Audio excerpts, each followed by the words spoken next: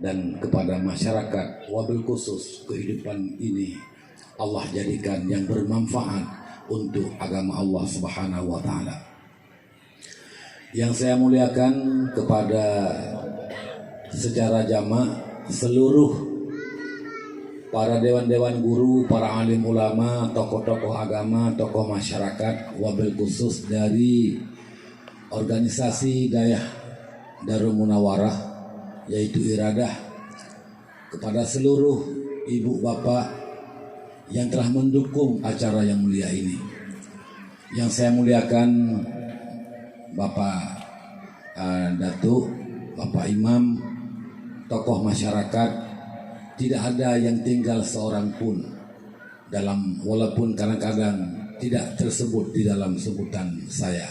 Namun kita berharap semoga Allah memuliakan kita dengan memasukkan kita ke dalam syurga Allah Subhanahu wa taala. Ma'asyarul muslimin rahimakumullah. Alangkah berat perjuangan baginda Rasulullah. Kalau Nabi Musa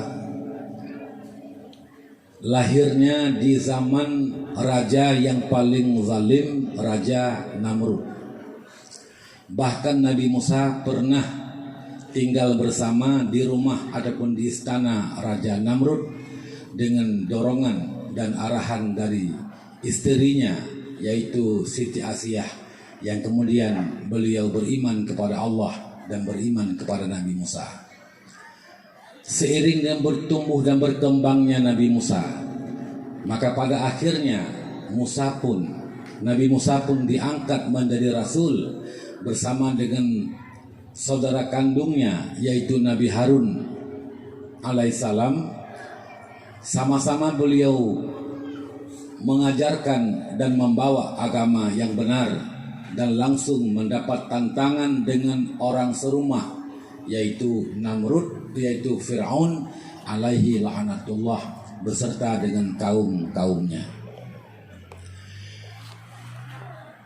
Nabi Ibrahim alaihissalam lahir di zaman Raja Namrud. Artinya nabi-nabi yang dulu membawa agama yang benar adalah di zaman itu memang muncul kezaliman-kezaliman, bukan kezaliman yang telah berakar. Adapun baginda Rasulullah Muhammad sallallahu alaihi wasallam, jauh sebelum Nabi dilahirkan, 571 tahun keadaan kosong dari Nabi dan Rasul. Setelah Nabi Isa dilahirkan dan diangkat oleh Allah ke langit, kekosongan Rasul ketika itu yang disebut dengan zaman Fatarah dengan selama yaitu 571 tahun. Ditambah 40 tahun kemudian setelah Nabi lahir, barulah Rasulullah diangkat menjadi Rasul. Artinya telah 611 tahun kedaliman yang merajalela. Datanglah Nabi dengan segempal kekuasaan yang tidak punya senjata, tidak punya kekuatan dukungan dari pemerintah ketika itu. Nabi mengajak kaumnya, mengajak umatnya, mengajak kaum-kaum yang berseberangan dengan Nabi untuk cinta kepada Allah dan beriman kepada Allah dan mengikuti para rasul-rasulnya. Bahkan setelah Nabi Isa dilantik menjadi Tuhan, karena Nabi Isa itu dilantik menjadi Tuhan di tahun 325 Masehi. Artinya setelah 325 tahun Nabi Isa dilahirkan, baru dilantik oleh orang Nasrani menjadi Tuhan. Tuhan mereka perlu dilantik, sama pula dengan Bapak Kesi, Bapak Wali Kota perlu dilantik, Bapak Gubernur, ya. Mereka bukan wali kota dilantik, Tuhan mereka lantik. Mereka menyembah patung berhala, mentuhankan Nabi Isa alaihissalam, yang padahal beliau adalah Rasul Allah, Nabi Allah, putra dari Siti Maryam.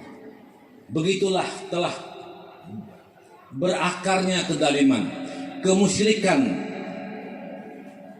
tata kehidupan dihancurkan, peradaban diruntuhkan, akhlak yang sudah rusak sama sekali. Mereka menyembah patung dan berhala. Lahirlah Rasulullah Muhammad sallallahu alaihi wasallam. Rasul menyebarkan agama dengan tantangan yang luar biasa, bukan hanya satu orang. Kalau Nabi Musa tantangannya hanya Fir'aun, Haman, dan bala tentaranya. Kalau Nabi Ibrahim alaihissalam yang ditantang Namrud alaihi laknatullah. Tapi Rasulullah Muhammad sallallahu alaihi wasallam yang beliau hadapi adalah orang musyrikin Mekah, orang Nasrani di luar kota Mekah, di Afrika, di Palestina, di Mesir, di mana-mana. Rasulullah menghadapi kemusyrikan yang disebarkan oleh orang-orang musyrik yang ada ketika itu. Tapi alhamdulillah, dengan berkat keteguhan beliau, kesabaran beliau, akhlak yang terpuji yang beliau miliki, akhirnya dengan bantuan Allah Subhanahu wa taala, Rasulullah dalam tempoh yang paling singkat, hanya 23 tahun, Rasul berhasil membawa agama Allah, menyebarkan Islam dengan mempertauhidkan manusia ketika itu. Yang bermusuhan disatukan, yang bermusuhan dikumpulkan. Orang Mekah dengan orang Muhajirin, orang Mekah dan Madinah bisa bersatu. Mereka sama-sama berkata, La ilaha illallah Muhammadur Rasulullah. Kira-kira apa yang beliau miliki? Konsep apa yang beliau miliki? Sehingga dalam tempoh yang paling singkat, Rasulullah sanggup membawa dan menyebarkan agama Allah Subhanahu wa taala. Ini sebagaimana ayat tadi dibaca, laqad kana lakum fi rasulillahi uswatun hasanah. Allah telah menjadikan pada pribadi Nabi patron dalam kehidupan, uswatun hasanah, contoh yang terbaik bagi umat manusia. Siapapun orang yang mukallaf bisa mencontohkan kehidupan Rasulullah Muhammad sallallahu alaihi wasallam yang beliau mempunyai akhlak yang mulia. Akhlak Nabi, Allah pun mengakui, innaka la'ala khuluqin azim, engkau ya Muhammad berakhlak yang mulia. Inilah yang beliau, modal yang paling pertama. Beliau berhasil menyebarkan agama dengan beliau berakhlak dengan akhlak yang mulia. Bahkan misi Nabi diutus dalam dunia ini untuk membawa akhlak yang terpuji. Innama bu'istu liutammima makarimal akhlak. Aku diutus. Itu ada kalimat innama. Kalau orang-orang belajar ilmu Arabiah di daerah-daerah, innama itu hasar. Artinya hanya tok ini bahasa Aceh. Aku diutus oleh Allah untuk memperbaiki akhlak yang mulia. Bukan kecil misi membawa akhlak. Akhlaknya kan sekedar watian mit dijai ke katanya mak di kumeyuk bahu iki jai ke. Menyenyan ukuran akhlak manu agam lebih berakhlak di ke manu ina. Manok teja ike kan kumeyuk saya juga. Ukuran akhlaknya hanya wate merempa urang daya ngeduk raja kita tapi bahu nyan ukuran akhlak itu kecil. Misi Nabi bukan misi kecil, memperbaiki akhlak antara kita dengan Allah. Ditanamkan ketauhidan, ditanamkan tentang ibadah kepada Allah Subhanahu wa taala, diperkenalkan kepada manusia siapa yang berhak kita menyembah, itulah Allah Subhanahu wa taala.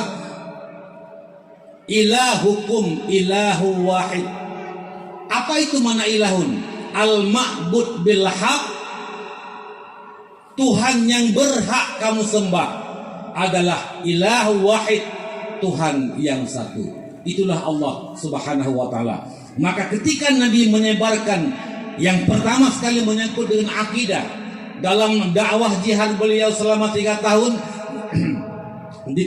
menanamkan akidah dalam hati umat. Ketika itu pula telah beliau rasakan tantangan dari orang musyrikin, dihancurkan tempat kediaman beliau, ingin dibunuh beliau. Berapa banyak sahabat-sahabat Nabi yang duluan beriman ketika mereka belum beriman, yang miskin umpama termasuk yaitu Zaid bin Harisah, termasuk siapa lagi, Bilal bin Rabah dan lain sebagainya. Itu mendapat tantangan dan siksaan yang luar biasa, sampai Nabi kadang-kadang memerintahkan beliau untuk hijriah duluan kemanapun yang bisa menyelamatkan diri sebelum pada akhirnya